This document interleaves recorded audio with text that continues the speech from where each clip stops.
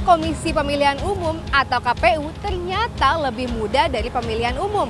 Atau dengan kata lain, ada jeda waktu 44 tahun antara pemilu pertama di Indonesia dengan kelahiran KPU. Kenapa gitu ya? KPU merupakan lembaga pemerintah non-struktural yang berfungsi menyelenggarakan pemilu dan juga pilkada.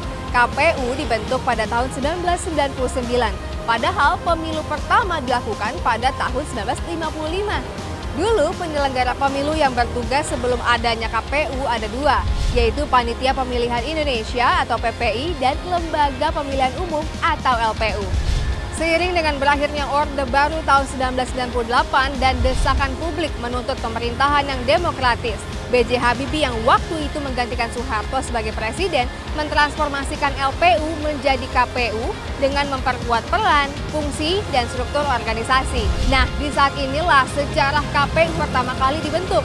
KPU didesain menjadi lembaga penyelenggara pemilu yang independen, mandiri, dan bersifat nasional.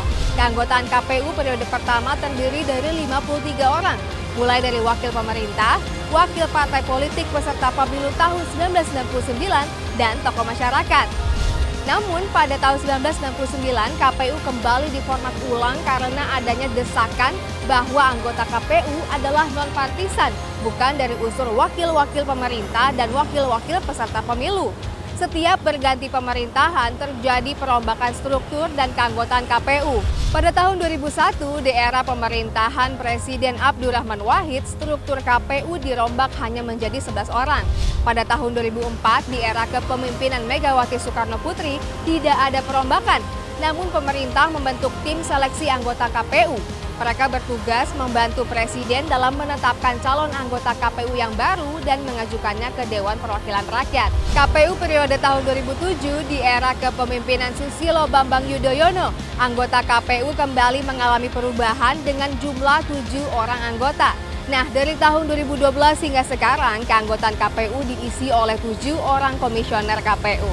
Nah, jadi udah tahu kan sejarah KPU? Untuk membantu melaksanakan kelancaran penyelenggaraan demokrasi, yuk kita ke TPS dan gunakan hak suara Anda pada 14 Februari 2024 nanti.